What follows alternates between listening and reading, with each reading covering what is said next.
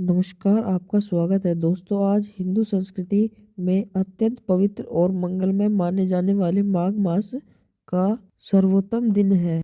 माघ पूर्णिमा, जिस दिन प्रकृति अपने शीतल प्रकाश से स्नात होती है और भक्तों के हृदय भगवान विष्णु के नाम से गुंजायमान हो उठते हैं, उस पवित्र तिथि का महत्व शब्दों में कह पाना कठिन है।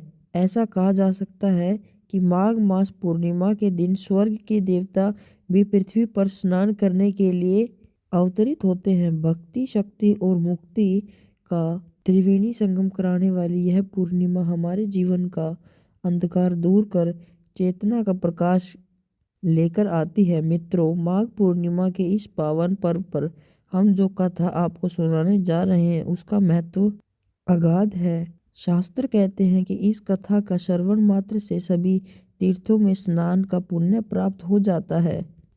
पद्म पुराण में इस कथा का विस्तृत वर्णन मिलता है। इसलिए यदि किसी कारणवश आप आज के दिन किसी भी पवित्र नदी या तीर्थ क्षेत्र में स्नान नहीं कर पाए तो यह कथा पूरी श्रद्धा और मन से अवश्य सुने। इस कथा को केवल सुनने मात्र से ही सैकड़ों तीर्थों के स्नान करने का पुण्य प्राप्त होता है। तो चलिए आपको सुनाते हैं वह महान कथा। मित्रों, बहुत प्राचीन काल की बात है। इस पवित्र भारतवर्ष की पुण्य भूमि पर अनेक महान ऋषि मुनि हुए, जिनकी तपस्या के तेज से यह संसार आलोकित हो उठा था। ऐसे ही एक युग में एक पवित्र अरण्य में महात्मा पुष्कर नामक एक श्रेष्ठ ब्राह्मण तपस्वी निवास करते थे। उनका नाम पुष्कर सार्थक था, क्योंकि उनका अंतःकरण कमल की भांति निर्मल और पवित्र था। महात्मा पुष्कर भगवान श्री हरि विष्णु के परम भक्त थे। उनके मुख से सदा नारायण नारायण का अखंड जाप चलता रहता था। वेदों में पारंगत, समस्त शास्त्रों के जानकार और सबसे महत्वपूर्ण अत्यंत दयालु थे। परोपकार ही सच्चा धर्म है, यह उन्होंने अपने जीवन का सूत्र बना रखा था। उनका नित्य कर्म यह था कि वह प्रतिदिन ब्रह्म मुहूर्त में उठते। आकाश में अभी तारे चमक रहे होते तब वे अपनी पकोटी से निकलकर पास की पवित्र नदी के तट पर पहुंच जाते। उस समय माघ मास चल रहा था। कड़ाके की सर्दी पड़ रही थी। पानी बर्फ जैसा ठंडा था, किंतु महात्मा पुष्कर की निष्ठा इतनी अटल थी कि उस कड़ाके की ठंड में भी वे हरि ओम का उच्चारण करते हुए उस जमा देने वाले पानी में डुबकी लगा लेते थे। यह माघ स्नान वे केवल अपने शरीर की शुद्धि के लिए नहीं करते थे, बल्कि यह व्रत भगवान विष्णु की प्रसन्नता के लिए निभाते थे। अनेक वर्षों से उन्होंने कठोर नियमों के साथ माघ मास स्नान का यह व्रत पालन से किया था। उस कारण उनके पुण्यों का भंडार मेरु पर्वत के समान विशाल हो गया था। उनके शरीर से एक दिव्य तेज प्रस्फुटित होता था, जिसके प्रभाव से हिंस्र पशु भी उनके सामने शांत हो जाते थे। एक बार महात्मा पुष्कर के मन में तीर्थ यात्रा की इच्छा जागी। उन्होंने सोचा, इस शरीर का कोई भी भरोसा नहीं, आज है कल नहीं। जब तक हाथ पांव चल रहे हैं तब तक भगवान श्री विभिन्न तीर्थ स्थलों का दर्शन कर लेना चाहिए। ऐसा विचार करके कंधे पर अपनी झोली और हाथ में कमंडलू लेकर वे यात्रा के लिए निकल पड़े। वे कई वनुपवन नदियां पर्वत पार करते हुए आगे बढ़ते गए। चलते चलते वे एक ऐसे मार्ग पर आ गए थे जो मनुष्य की बस्तियों से बहुत दूर था। वह रास्ता भयंकर था। वहां न वृक्षों की छाया थी, न पानी था। चारों ओर केवल कांटेदार झाड़ियां और तपते मरुस्थल जैसी भूमि थी। चलते चलते महात्मा पुष्कर को आभास हुआ कि शायद वे मार्ग भटक गए हैं, क्योंकि आसपास का वातावरण अचानक बदलने लगा था। हवा भारी हो चली थी। वातावरण में एक अजीब दुर्गंध फैल गई थी, मानो सड़ा हुआ मांस और रक्त की गंध।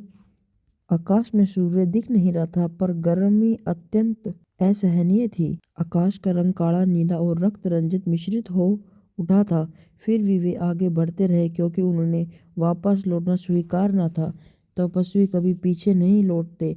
वे हरि नाम जपते हुए आगे बढ़ते गए। अचानक उन्हें दूर से कुछ आवाजें सुनाई देने लगी।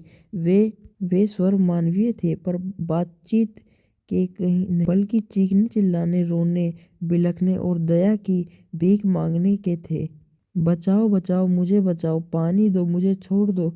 ऐसे करोड़ों स्वर एक साथ कानों में पड़े जाए तो हृदय की क्या दशा होगी।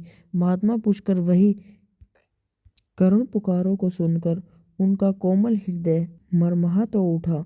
उन्होंने देखा कि सामने एक विशाल परकोटा दिखाई दे रहा है और उसके पास एक भयंकर नदी बह रही है। श्रोताओं, वह कोई साधारण नदी नहीं थी, वह पुराणों में वर्णित कुप्रसिद्ध वैतरणीय नदी थी। महात्मा पुष्कर ने जो उस नदी का स्वरूप देखा, उसे देखकर उनके रोंगटे खड़े हो गए। उस नदी में पानी नहीं था, उसमें केवल रक्त और पीव बह रहा था। उस रक्त के कुएं की नदी वे मानवीय अस्थियां, केश और मांस के लोथड़े तैर रहे थे। नदी के किनारे का दृश्य उसे भी अधिक भयंकर था। यमराज के दूत, जिनके शरीर पत्थर के समान काले थे, आंखें अंगारों सी लाल और हाथों में लोहे के कांटे वाले दंड, वे दूत हजारों जीवों को जंजीरों से बांधकर घसीटते हुए ला रहे थे। उन प्राणियों की दशा अत्यंत दयनीय थी। वे चीख रहे थे, गिड़गिड़ा रहे थे, पर उन यमदूतों के हृदय में दया का लेश भी न था। वे उन जीवों को उस खोलते रक्त की नदी में उठाकर फेंक दे रहे थे। महात्मा पुष्कर यह सब देख रहे थे। उनके परम पुण्य के प्रभाव से यमदूत न तो उन्हें देख पा रहे थे, न उन्हें छूकर कष्ट पहुंचा रहे थे, लेकिन एक जीवित और सात्विक ब्राह्मण के लिए नरक का यह भीषण दृश्य देख पाना भी अत्यंत कठिन था। महात्मा पुष्कर ने सांस जुटाकर आधे कदम बढ़ाए। वे जानना चाहते थे कि इन जीवों ने ऐसे कौन से पाप किए हैं जिनकी सजा इतनी भयानक है। वे यमपुरी के मुख्य दरबार तक पहुंच नहीं गए, पर नरक के बाहरी क्षेत्र से ही उन्हें भीतर का सारा दृश्य दृष्टिगोचर हो रहा था। उन्होंने देखा कि वहां भांति भांति के नरक कुंडल हैं, जिनसे आग की लपटें उठ रही हैं। सबसे पहले उनकी दृष्टि एक विशाल कढ़ाई पर पड़ी, जो कई योजन चौड़ी थी। उसके नीचे प्रचंड अग्नि धधक रही थी और भीतर तेल उबल रहा था। यमदूत कुछ जीवों को उस खोलते तेल में मानो पकोड़े की तरह डाल रहे थे। वे जीव तत्क्षण जल जाते, उन्हें मृत्यु नहीं मिलती थी। उनका शरीर तुरंत फिर से बन जाता और उन्हें दोबारा उस तेल में फेंक दिया जाता। यह दृश्य देखकर महात्मा पुष्कर का शरीर थर थर कांपने लगा। उन्होंने पास खड़े एक यमदूत से पूछा, हे यमदूत, ठहरो, मुझे यह बताओ कि इन जीवों ने क्या अपराध किया है, इन्हें इतनी क्रूर सजा क्यों मिल रही है। इस यमदूत ने उसे तेजस्वी महात्मा को देखकर एक पल को कदम रोका। आश्चर्यचकित होकर सोचने लगा कि मृत्यु के इस लोक में एक जीवित तेजस्वी मानव कैसे उपस्थित है। किंतु महात्मा के पुण्य प्रताप से बाध्य होकर अंततः वह क्रूर दूत भी विनम्र स्वर में बोला, हे महात्मन, आपका यह क्यों पधारने, यह स्थान आप जैसे पुण्यवानों के योग्य नहीं है। फिर भी जब आपने पूछ ही लिया है तो सुनिए। यह जो जीव इस कुंभपाक नरक में तले जा रहे हैं, यह वही नराधम है जिन्होंने अपने जीवन काल में निरीह प्राणियों की हत्या की, जिन्होंने अपनी जिह्वा के चटोरपन के लिए मुक पशुओं को काट डाला, उनका मांस पकाकर खाया, जिन्होंने ईश्वर द्वारा दिए गए जीवन का आदर नहीं किया और नृशंस हत्या कार्यों में लिप्त रहे। जैसे इन्होंने उन प्राणियों को पकाया, वैसे ही आज इन्हें इस तेल में पकाया जा रहा है। यही उनके कर्मों का फल है। महात्मा पुष्कर आगे बढ़े।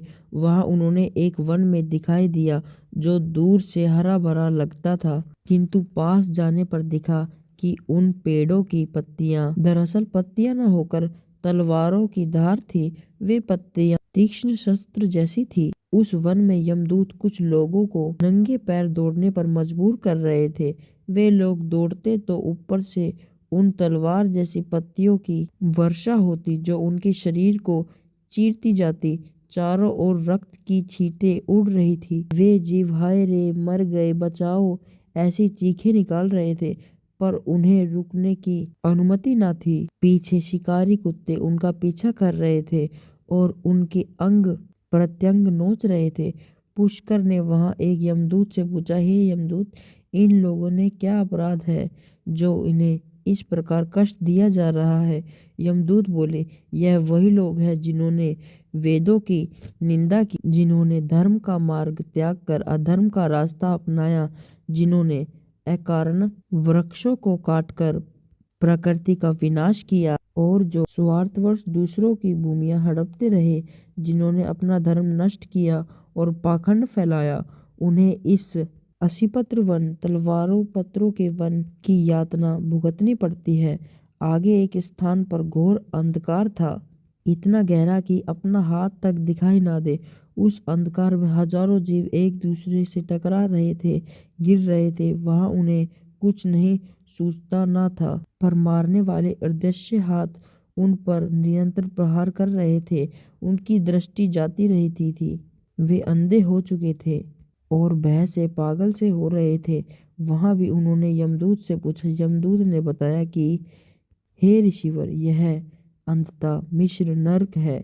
यह वे लोग हैं जिन्होंने पर स्त्री की कामना की, जिन्होंने दूसरे की पत्नी पर कुदृष्टि डालकर मित्र का विश्वासघात किया और उसकी पत्नी या धन को हड़प लिया, जिनके पास आंखें थी फिर भी जिन्होंने सत्य की से दृष्टि फेर ली और मोहवंश अंधे बन गए। उन्हें मरने के बाद भी अब इसी अत्यंत अंधकार और नेत्रहीनता में रहना पड़ रहा है।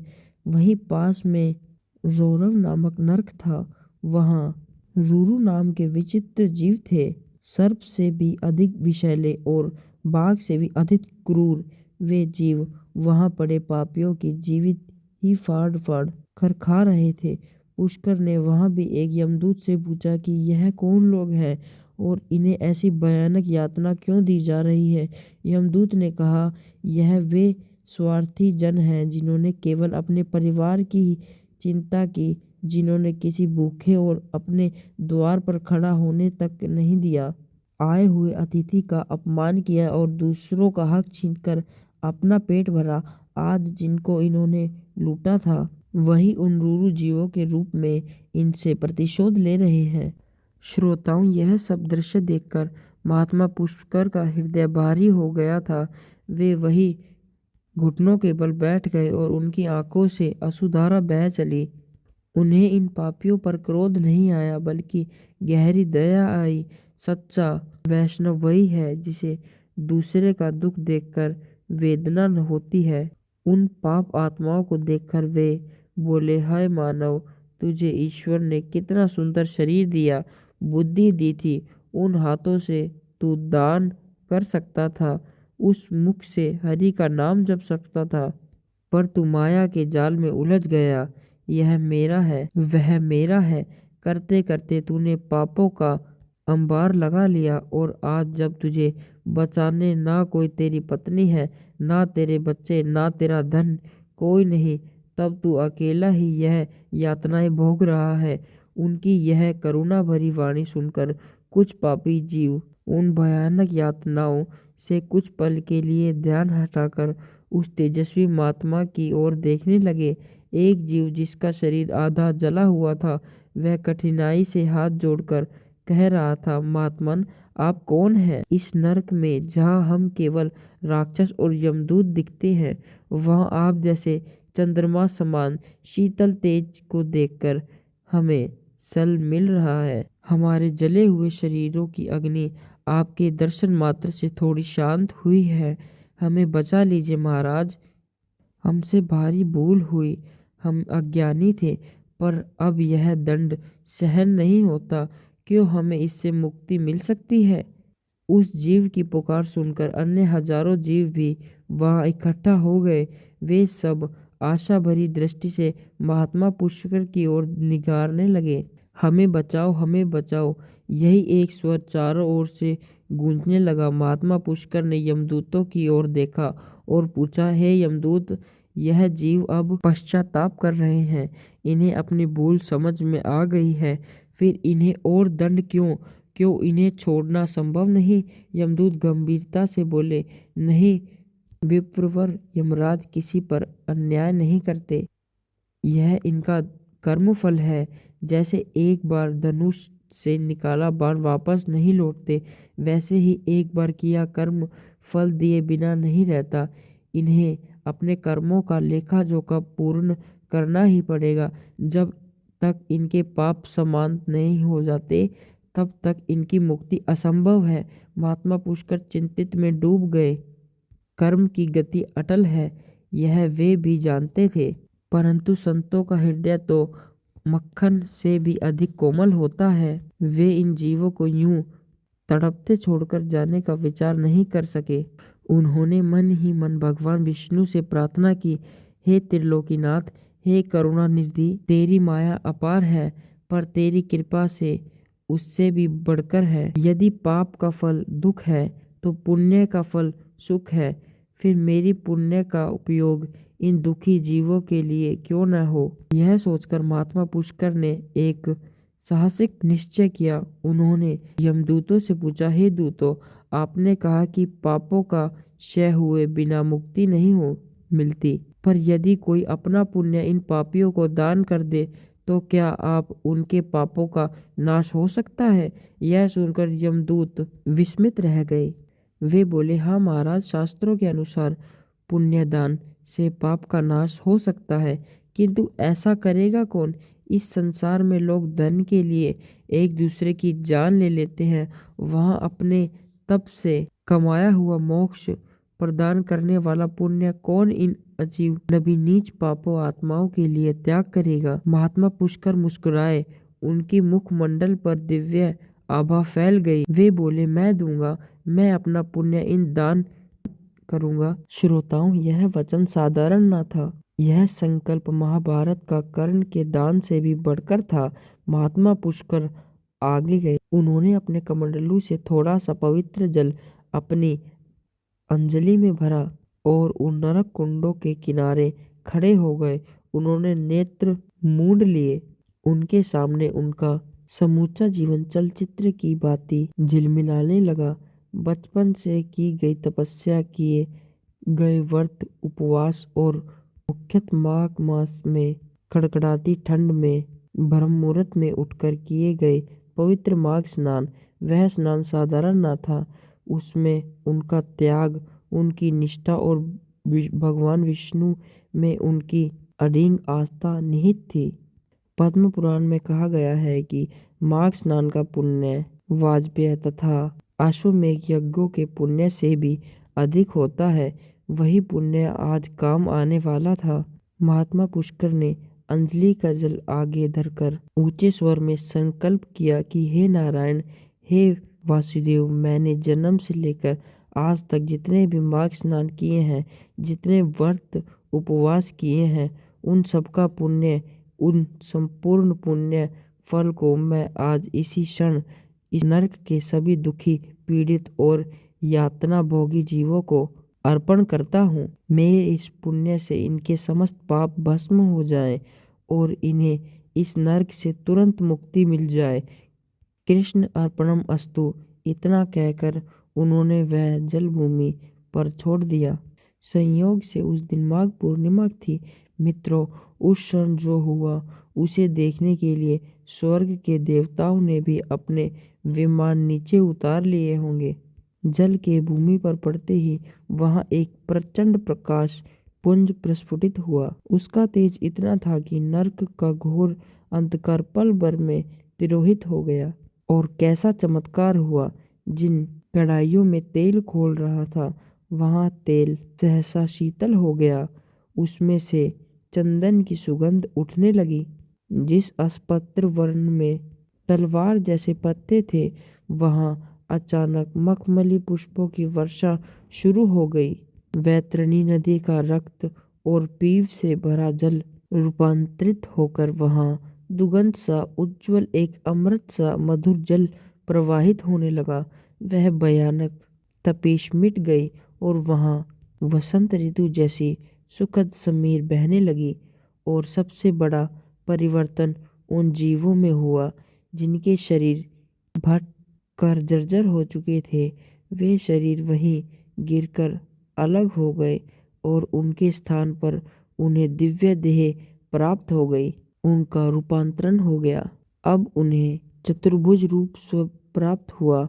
उनके शीश पर मुकुट, कानों में कुंडल, गले में वनमाला और अंग में पीताम्बर सुशोभित हो उठा। वे अब मानव आत्माएं न रहकर विष्णु दूत बन चुके थे। उन्होंने सारूप्य मुक्ति प्राप्त हुई, अर्थात विष्णु के समान रूप वाली मुक्ति। अब यह सब एक ही क्षण में घटित हो गया। यमदूतों ने अपने हाथों में दंड गिरा दिए और स्तब्ध होकर यह दृश्य देखने लगे। उनके हाथ कांप रहे थे। जिन्हें वे अब तक दंड दे रहे थे, वे अब उनसे भी अधिक तेजस्वी और पवित्र हो चुके थे। यह घटना यमराज के अधिकार क्षेत्र से परे थी। यह माघ स्नान के पुण्य का प्रभाव था। उसी समय आकाश से एक दिव्य घंटियों का निनाद गुंजायमान हुआ। स्वर्ग के द्वार खुल गए। वहां से सैकड़ों स्वर्णिम विमानों ने अवतरण किया जो रत्न जड़ित थे। उन विमानों से भगवान विष्णु के पार्षद दूत उतर आए और उन्होंने उन समस्त मुक्त आत्माओं का आदर पूर्वक विमानों में बिठा लिया। प्रस्थान से पूर्व उन हजारों आंखें मुक्त आत्माओं ने महात्मा पुष्कर को घेर लिया। वे उनके चरणों में साष्टांग प्रणिपात कर कृतज्ञता व्यक्त करने लगे। उनके नेत्रों में से आनंद के अश्रु बह रहे थे। वे बोले, हे महात्मन, आप हमारे लिए केवल ऋषि नहीं, साक्षात भगवान हैं। हमारे माता पिता, हमारे संगी संबंधी, हमारे बेटा बेटी जिनके लिए हमने पाप किए, हम में से किसी को भी उन्होंने याद नहीं किया, परंतु आपने हमें जानते तक भी हुए हम पर इतना महान उपकार किया। आपने अपना सर्वस्व हमें अर्पित कर दिया। आपका परोपकार हम कभी भी उतार नहीं पाएंगे। आपका यश सदा अमर रहे। महात्मा पुष्कर हाथ जोड़कर आंखें मूंद खड़े थे। उनके मुख पर एक तृप्त भरी मुस्कान थी। उन्होंने सिद्ध कर दिया था कि सर्वभूते हिते रता, सभी प्राणियों के हित में संलग्न रहना ही सच्चे संत का परम सुख है। उन मुक्त आत्माओं ने पुष्कर महाराज की जय, भगवान विष्णु की जय का जय घोष किया और वे विमान आकाश की ओर उड़ चले। देखते ही देखते वे सभी जीव वैक को प्रस्थान कर गए। यमलोक सूना हो गया। नरक स्वर्ग में पवित्र हो चुका था। स्वयं यमराज वहां प्रकट हुए और उन्होंने महात्मा पुष्कर को नम्र किया। उन्होंने कहा, हे मुनिया, आज आपने माघ मास का तथा परोपकार का जो महात्मा दिखाया है वह त्रिभुवन में अद्वितीय है। धन्य है आपकी भक्ति और धन्य है आपका माघ स्नान। श्रोताओं, यही थी पद्म पुराण में वर्णित महात्मा पुष्कर द्वारा नरक अपराध की कथा। इस कथा से हमें क्या शिक्षा मिलती है? हमें कितने भी छुपकर पाप करें, यमराज की किताब में उसकी प्रविष्टि हो ही जाती है। पाप करने से पहले 100 बार सोचो। अपने लिए तो सभी जीते हैं, पर जो दूसरों के लिए जीता है वही सच्चा मनुष्य होता है। धन्यवाद।